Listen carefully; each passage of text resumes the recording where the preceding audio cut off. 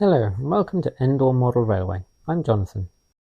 For Endor I planned in detail what I'd need to do to have points switched by motors, have their frog polarity changed, and have LEDs indicating route selection. It took me quite a while to gather all of the information that I needed, and to have the confidence to get started on this, so I want to go through in detail in this video exactly what calculations I made. I'll start with the solenoid point motors. The point motors have a power connection at either end. When one receives a suitable burst of power, the switch moves to that end. The power requirements are quite flexible, 12 to 25 volts AC or DC, and polarity doesn't matter. It's important that the power is just a brief burst, so the switch needs to be a type that only makes contact momentarily. On Endor I've used the Pico ones that look like little signal box levers. When the switches are connected directly to the power source, the point motors don't always work, so the recommended capacitor discharge unit is needed.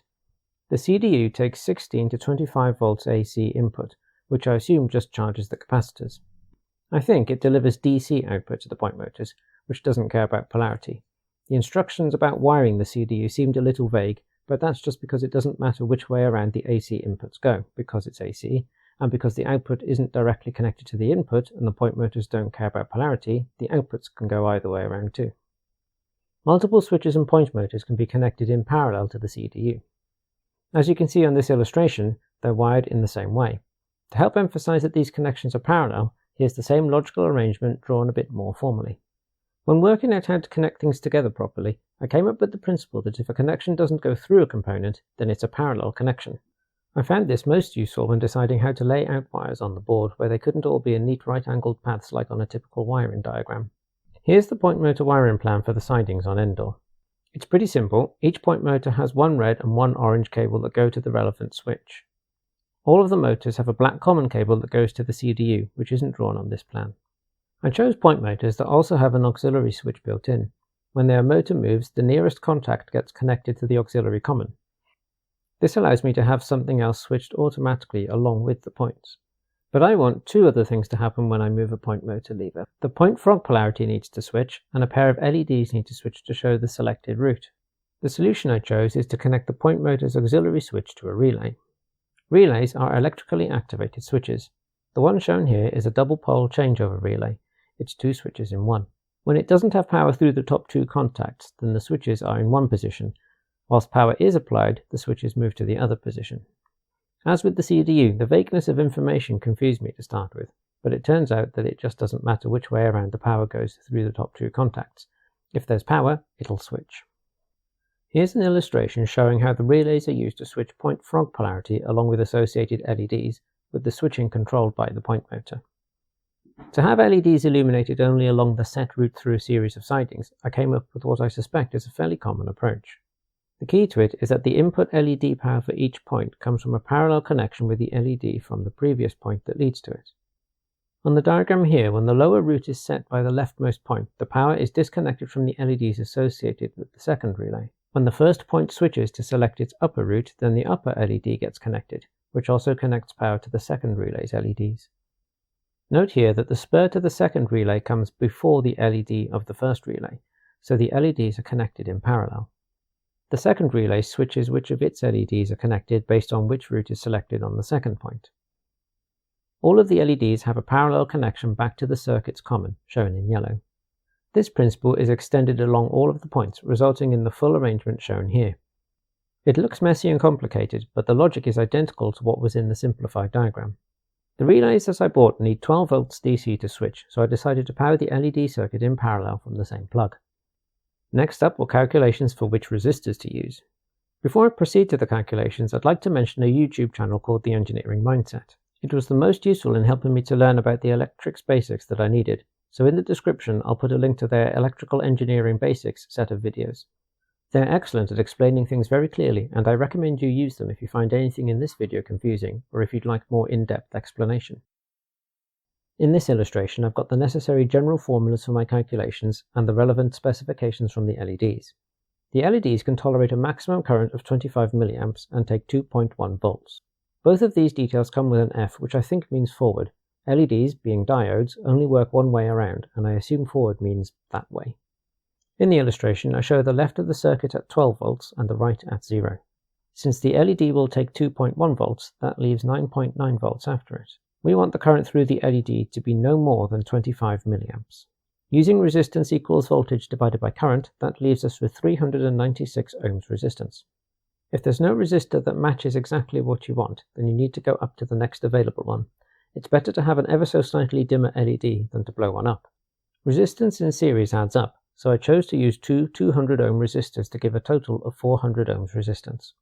In hindsight, I think I should have gone a little bit higher, because the real resistance of resistors can vary a bit, and if both go a bit below 200, then I risk allowing too much current through the LEDs.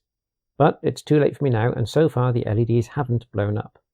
Having calculated resistance in order to control the current, we need to worry about the power that each resistor can tolerate without catching fire. My resistors can tolerate 0.25 watts. Resistors in series take a proportional share of the voltage over them, so here we have 9.9 volts divided equally, giving 4.95 volts per resistor. Using power equals voltage squared divided by resistance, we get 0.12 watts per resistor, which is fine. I also used pairs of 180 and 220 ohm resistors. Each resistor's proportion of the voltage is calculated by dividing its resistance by the total resistance, so 180 divided by 400 for the smaller. Multiplying the total voltage of 9.9 volts by that proportion gives 4.46 volts. The same method for the bigger resistor gives 5.45 volts. Using those values, the power through the resistors gives 0.11 watts and 0.14 watts, which are both perfectly acceptable. The plug that I wanted to use to power the LED and relay circuit says it should have at most 1 amp going through it. The total current through a parallel circuit is the sum of the currents in all branches within that circuit. All of the LEDs are in parallel, and on Endor there can be at most 7 illuminated at a time. 7 lots of 25 milliamps is 175 milliamps, which is fine. The calculations for the relay circuit are similar, but I had to extract a best guess from the manual for their resistance. The manual says that the coil has 720 ohms of resistance, which seems to be the main resistance value. Using that, we have 12 volts divided by 720 ohms of resistance. That's 17 milliamps per relay. There will be at most 10 relays powered at once, which totals 170 milliamps. The combined maximum currents from the parallel LED and relay circuits is 345 milliamps. That's well below 1 amp, so all is fine. Here's the wiring plan now showing the track power and connections to the point frogs. I've already talked about switching frog polarity with the relays, but there's a minor gotcha that I hadn't noticed until not long after I started implementing this plan. The relay control circuit must always be plugged in, otherwise the relay switches might not be in the right position to match the frog polarity to how the points are physically set. I tried to overcome this by adding another relay here, at the place where the track power comes in. This relay is wired such that the track power is only connected when the relay has power from the plug, the idea being that all of the points will just act as InsulFrog points if the relay power is off. This logic works for the Unifrog points, which have completely isolated frogs, but it's flawed reasoning for the ElectroFrog points.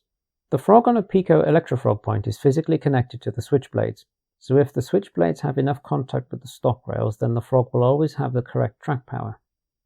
This has two implications for my setup with the relays. If the relay switch position doesn't match the point position, and the track power is connected to the relays, then there's a short circuit between the frog cable and its physical connection to the stock rails, even without any rolling stock going over the frog. Although I've got the relay that cuts off track power supply, everything after that is one track power circuit, so any one of the ElectroFrog points connects track power back into that circuit. The end result is that my extra relay to cut off track power to the frogs is actually of no use, but I'd already set it up by the time I worked out what was going on, so it's still there. As such, I have to make sure that the relay power circuit is always plugged in and switched on before I switch on track power. For completeness, here's the wiring diagram for the relay control circuit, showing the connections to the point motor auxiliary switches. And here's the full plan. This plan is fully implemented on Endor, and I'm pleased to say that besides the issue of always needing the relay power circuit plugged in, there weren't any logical issues. The earlier stages of planning needed a bit of implementation alongside it to prove I was getting things right, but overall I think spending time in detailed planning helped me a lot. In another video, I'll talk about the implementation process and discuss pros and cons of the equipment, components, and tools that I've used. As an early heads up, I'll say that I've now had this implemented long enough to conclude that some of the point motors have unreliable auxiliary switches, which I think is a big problem. So if you're thinking about going down this route, I think it might be worth considering some other options. I've been having a think about what I could do on Endor, and I will be doing some experiments in the possibly near future. To conclude this video, here's a demonstration of the LEDs working as the points are switched. I hope that you found this video useful. It does have lots of things in it that took me a while to figure out on my own, and I couldn't find all of them in one place in any videos that I did find on YouTube, so I'm hoping that this will be useful to some people. That's all for this one. Bye bye.